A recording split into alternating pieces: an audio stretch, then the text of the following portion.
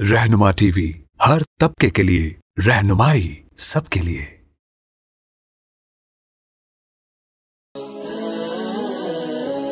رہنما ٹی وی کو سبسکرائب کرنے کے بعد بیل آئیکن پر کلک کرنا نہ بھولیں۔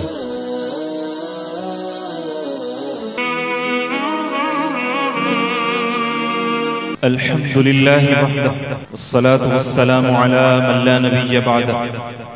اما بعد فاعوذ باللہ من الشیطان الرجیم، بسم اللہ الرحمن الرحیم۔ الرحمن علم القرآن خلق الانسان علمہ البیان، صدق اللہ العظیم۔ وقال النبی صلی اللہ علیہ وسلم: زینوا القرآن بأصواتکم فإن الصوت الحسن يزيد بالقرآن حسنا، صدق الله العظيم وصدق رسوله النبي الكريم، ونحن على ذلك لمن الشاهدين والشاكرين والحمد لله رب العالمين۔ پیغمبر کبریا احمد مجتبی محمد مصطفیٰ صلی اللہ علیہ وسلم پر درود و سلام کا گلدستہ جو شیخ سعدی رحمۃ اللہ علیہ نے پیش کیا، وہ ایک انوکھا گلدستہ تھا جس کا کئی زبانوں میں ترجمہ کیا گیا۔ ان میں سے ایک پیش کرتا ہوں۔ باغ میں جب میں گیا، سب طوطیاں تھی خوشنما، کہتی تھی نعتیں مصطفیٰ، بلغ العلا بکمالہ، بلبلے بھی تھی کو بکو، لے لے کے ہر ایک گل کی بو، بلبلے بھی تھی کو بکو، لے لے کے ہر ایک گل کی بو، کرتی تھی باہم گفتگو، کشفت دجا بجمالہ، اور قمریاں بھی تھیں ذوق میں، ڈالی تھی گردنیں توق میں، اور قمریاں بھی تھیں ذوق میں، ڈالی تھی گردنیں توق میں، کہتی تھی اپنے شوق میں حسنت جمیل خصالہ، اور سن سن کے چڑیوں کی چہچہے، بھلا انسان کیوں چپ رہے، لازم تھا اس پر یوں کہے، صلو علیہ وآلہ۔ انتہائی واجب الاحترام علماء کرام، طلباء اعظام اور میرے محترم مکرم دوستوں اور بزرگوں، آج کا یہ عظیم الشان پروگرام اورنگی ٹاؤن سیکٹر 11 رومان بینکوٹ میں جو منعقد کیا جا رہا ہے، اس کا عنوان آل کراچی مسابقہ حسن قرات ہے، جو کہ 3 اور اس سے زائد مہینے کے عرصے پر اس کی محنت مشتمل ہے، اور جس کی منتظمین جناب ممبر صوبائی اسمبلی جناب صداقت حسین صاحب، الانصار ایجوکیشن اینڈ ویلفیئر ایسوسی ایشن کے صدر بانی بھائی آصف رضا صاحب، محتمم مدرسہ تعلیم القرآن رحمانیہ جناب مولانا محمد وسیم غزالی صاحب، اور خطیب جامع مسجد محمدی مولانا محمد عمران مشتاق صاحب ہیں، جن کے انتھک کوشش اور محنت اور جد و جہد کے نتیجے میں کہ آج کا یہ عظیم الشان پروگرام جس کے فائنل میں میں اور آپ یہاں پر تشریف رکھتے ہیں، اور ان قریب وہ مقابلہ جس کو دیکھنے کے لیے شہر کراچی کے دور دراز مدارس سے علماء کرام، طلباء اعظام یہاں پر تشریف رکھتے ہیں، وہ مقابلہ چند ہی لمحوں میں انشاءاللہ العزیز آپ کے سامنے پیش کیا جائے گا، اور انشاءاللہ اس مقابلے میں حسن صوت کا مقابلہ جو ہوگا، اس مقابلے میں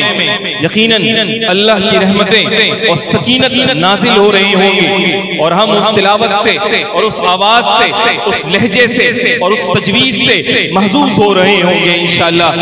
ان قریب وہ لمحہ آئے گا کہ ہم اس میں سبقت لے جانے والے قاری قرآن کو بھی اس کی حوصلہ افزائی بھی فرمائیں گے۔ در حقیقت میرے دوستو، جن طلباء اعظام نے اس پروگرام میں شرکت کی ہے، جنہوں نے آڈیشن میں اپنی تلاوت پیش کی، چاہے جائے گا کہ وہ آج اس فائنل میں ٹاپ 10 میں اپنی جگہ نہیں بنا سکے ہوں گے، لیکن میرے دوستو، میرے بزرگوں، وہ جنہوں نے تلاوت پیش کی وہ یقیناً فاتح ہیں، لیکن کسی بھی مقابلے میں ایسا ہوتا ہے کہ کوئی اول، کوئی دوم اور کوئی سوم پوزیشن کا حقدار ہوتا ہے، لیکن اس کے منتظمین نے یہ محنت کی ہے کہ جتنے طلبہ اعزام اس پروگرام میں شرکت رکھتے ہیں ان کو کسی نہ کسی درجے میں انشاءاللہ انعامات سے ضرور نوازا جائے گا اور سرٹیفکیٹ یہاں سے جاری کیے جائیں گے۔ میں بہت ہی مشکور ہوں، ممنون ہوں تمام علماء کرام کا، طلبہ اعزام کا جنہوں نے اس پروگرام میں شرکت کی، اور میں خاص طور پر ان لوگوں کا، ان مہربانوں کا شکریہ ادا کروں گا کہ جن کی مہربانی سے یہ پروگرام بہت ہی خوبصورت انداز میں شروع ہو کر آپ کے سامنے ہے۔ تو میں ان تمام کا مشکور و ممنون ہوں، اور تمام ہی کو میں ہدیہ تبرک پیش کرتا ہوں، اور پروگرام کا باقاعدہ آغاز کرنے کے لیے میں دعوت دوں گا اورنگی ٹاؤن کے معروف دینی ادارے جامعہ معاذ بن جبل کے محتمم حضرت مفتی عبدل کبیر منگل صاحب کو کہ وہ اسٹیج پر تشریف لائیں اور مائک پر تشریف لائیں اور اپنی تلاوت سے اس پروگرام کا باقاعدہ آغاز فرمائیں۔ حضرت مفتی عبدل کبیر صاحب کا شمار اورنگی ٹاؤن کے ان ہستی میں ہوتا ہے، ان علماء کرام میں ہوتا ہے، ان ائمہ مساجد میں ہوتا ہے جن کو اللہ سبحانہ و تعالیٰ نے خوبصورت آواز سے نوازا ہے۔ انشاءاللہ اس خوبصورت آواز سے انشاءاللہ العزیز تلاوت کا آغاز فرمائیں گے جناب مفتی عبدل کبیر منگل صاحب۔ اعوذ باللہ من الشیطان الرجیم،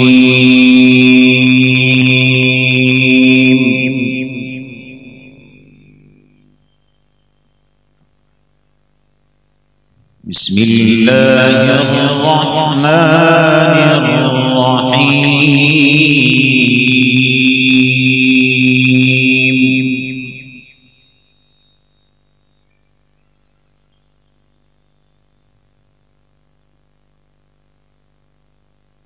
ولا تكونوا كالذين نسوا الله فأنساهم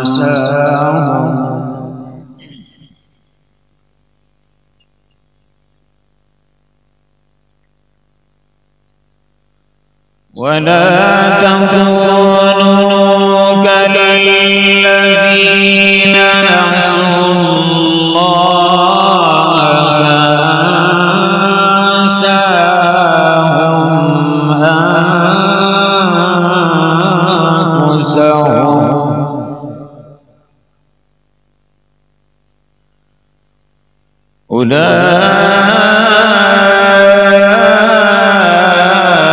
أولئك هم الفاسقون.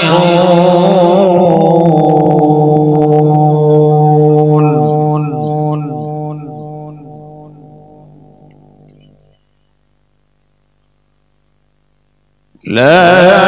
يستوي أصحاب النار وأصحاب الجنة،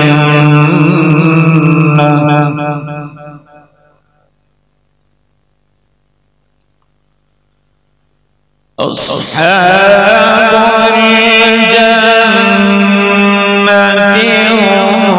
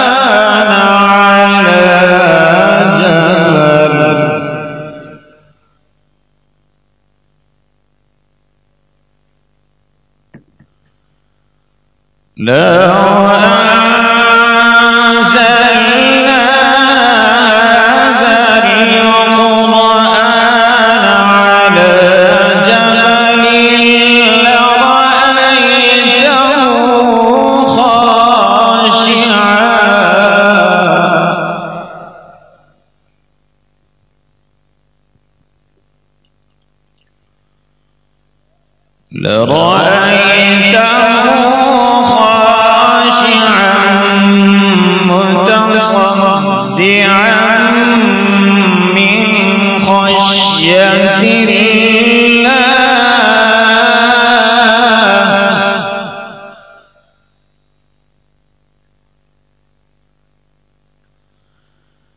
وتلك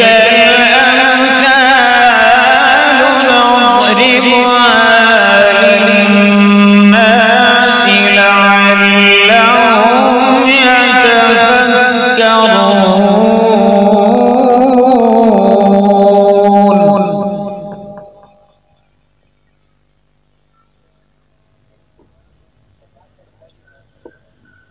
هو الله الذي لا إله إلا هو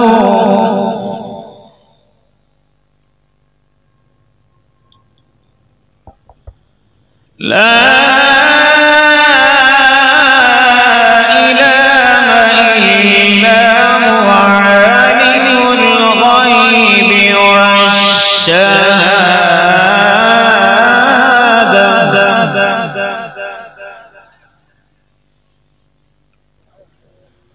هو الرحمن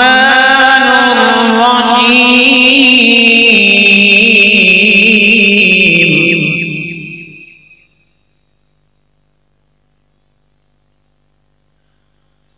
هو الله الذي لا إله إلا هو الملك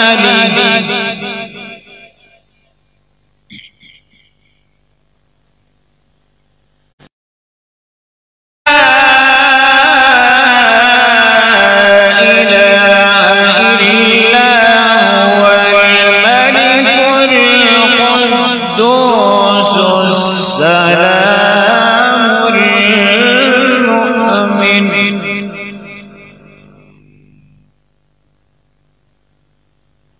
المؤمن المهيمن العزيز الجبار المتكبر سبحان الله عما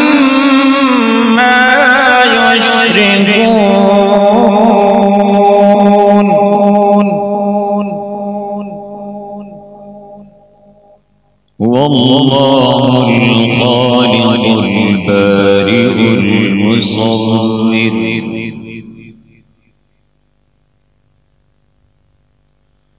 هو الله الخالق البارئ المصور له الأسماء الحسنى يسبح له ما في السماوات والأرض وهو العزيز الحكيم صدق الله العظيم